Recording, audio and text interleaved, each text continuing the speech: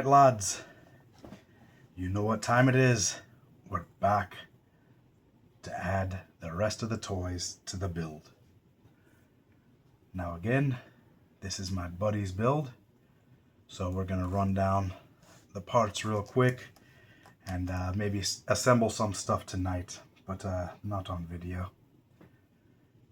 So without further ado, this is Mark from Gunfight Knives, and we're going to get started on this unboxing, and that's about it. Oh, let me go over the name that he picked for this build.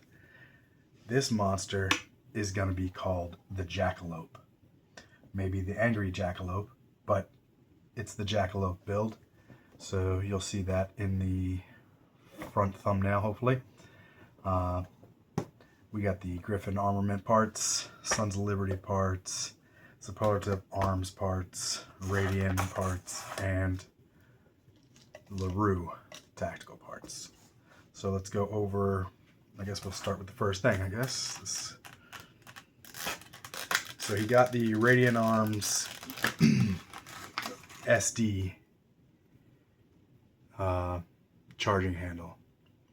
So that was sort of at my recommendation, but I haven't used one yet, so I can only go by people's reviews on these. So we haven't even been to the range yet to do the MMB build test, but as you can see, it has these notches in here, and what I really think stops most of the gas from going in is this flat. So most of the gas from going into your face, I should say. These are flat. On most charging handles, they're rounded.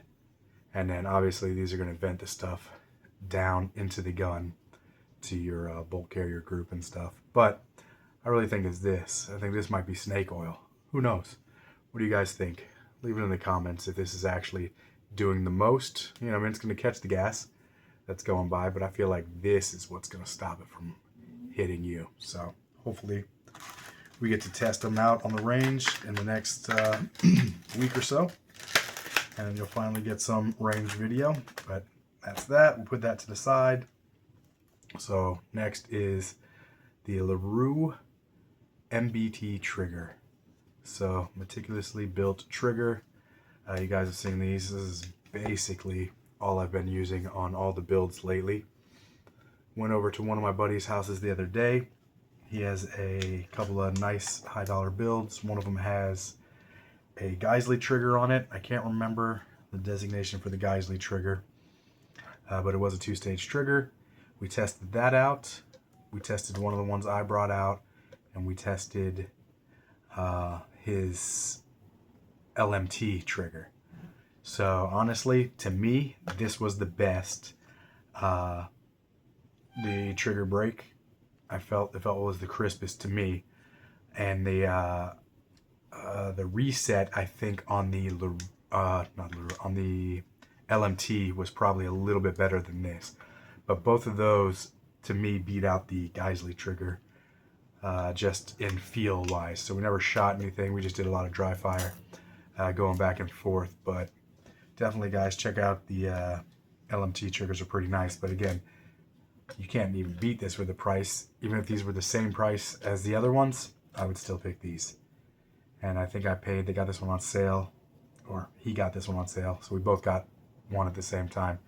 So it was like $85 for this, and compared to, you can find the Geisley on sale for like $180 or something like that. So basically saving around 95 to 100 bucks on getting a trigger.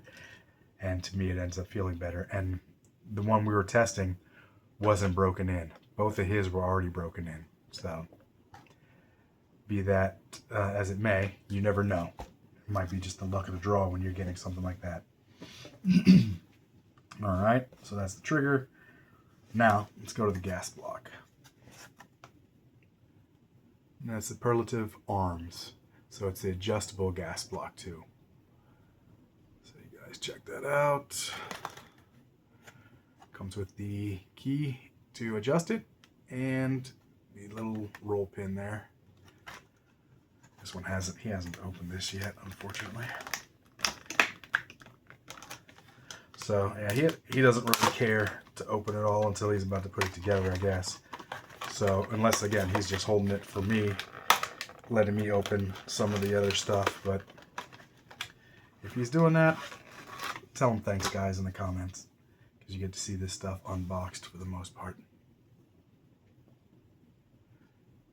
Just holding in your hand, this literally feels like a nice, solid piece of kit right here.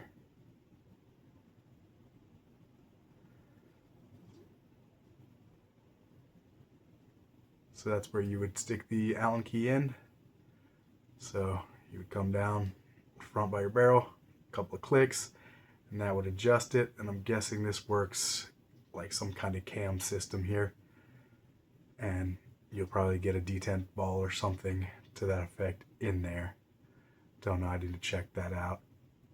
But I do know this is one of the most chosen brand by a lot of different people.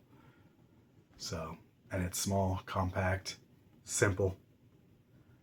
So that's the gas block that he went with.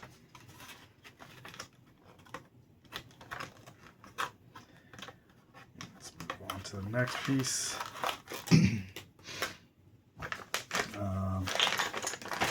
Let's do this Sons of Liberty with all this stuff.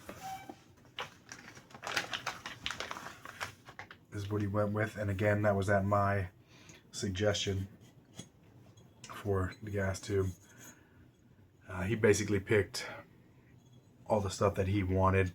He asked me what I thought about certain products and stuff, and I gave him an honest opinion on stuff that I used, stuff that I did some research on. But this is is that 9 holes there? 9 hole. It's got their engraved Sons of Liberty there. Sons of Liberty Gunworks, and then it feels pretty slick in here. Nothing too crazy though, not like a shiny smooth, so maybe room for improvement on that. Put some dry lube on that. Got their, I believe this is their H2 buffer weight. Got what looks to be just like a standard mil spec.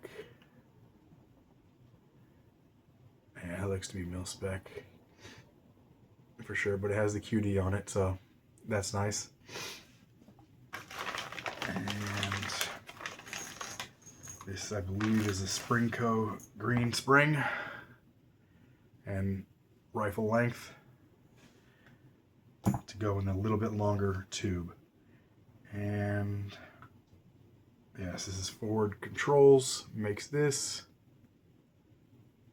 castle nut, so pretty solid. A little more heavy duty than a mil spec, I think.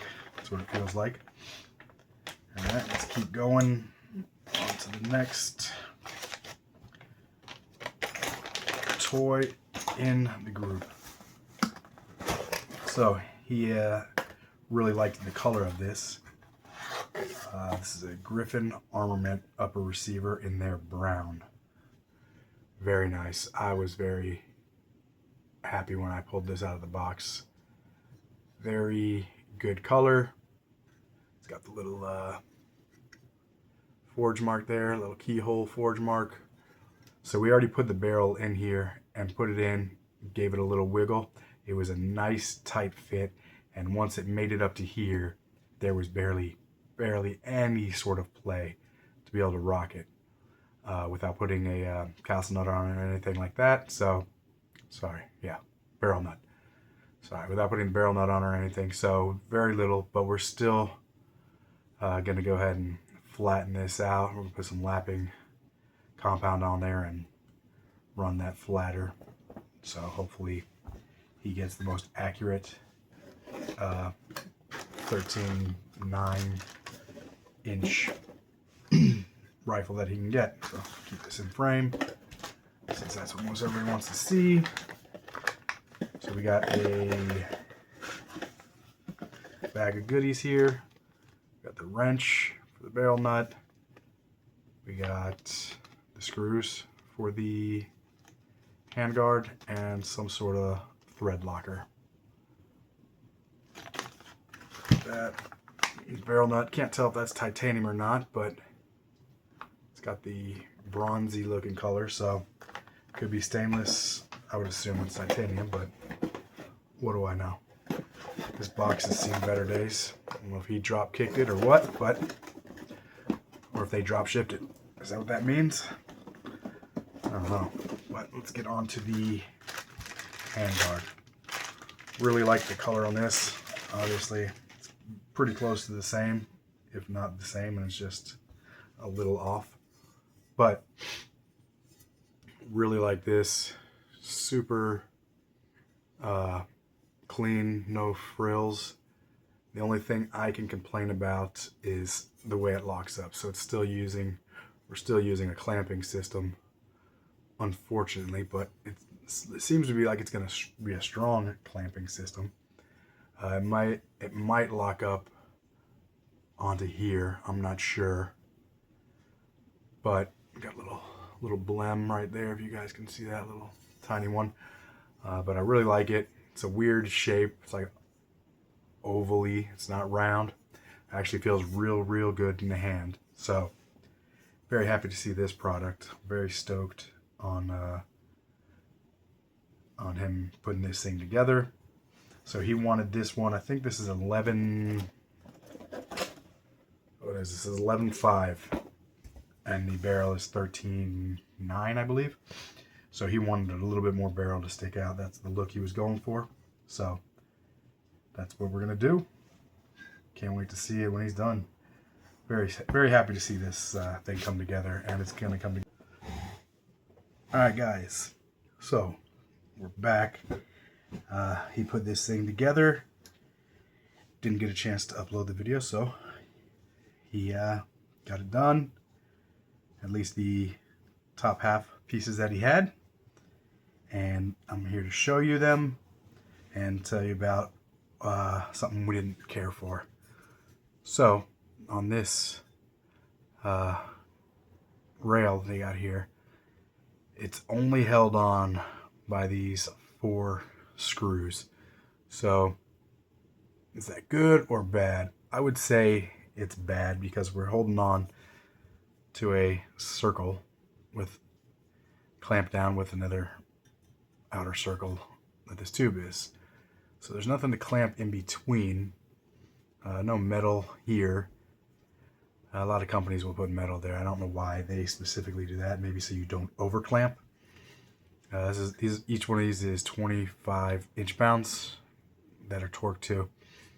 But I don't care for how they're going into aluminum. So there's no metal on the other side, so I didn't care for that lockup.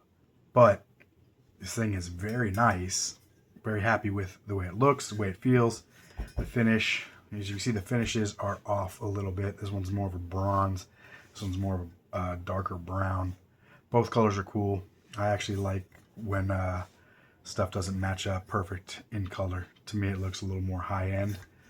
It doesn't look like somebody took a spray can that stole a bicycle and sprayed the whole bicycle. Everything one color. So to me, it looks a little better. We got the barrel on and the gas block as well. We don't have any anything to put on here, so we just got the rubber cap, and that's it. But this is the Criterion barrel, Griffin armament upper, receiver, handrail. That's basically it. And you guys know the Radian charging handle, Radian Raptor. But guys, leave it in the comments. Tell me what you guys think about this. Will it hold? They seem to think so. You go to their website, they have a video talking about this and how to mount it up. But again, I'd rather have something that's a little more rock solid myself. But I don't even know what he's going to be using this gun specifically for. So at the end of the day, hopefully it's good enough for him and everything that he ends up doing. So guys, thanks for tuning in. Leave the comments, like, share. But I'm really interested in what you guys think about how this locks up. Gives you another real quick look at it. But that's it. So we'll catch you in the next one, guys. And Mark is out.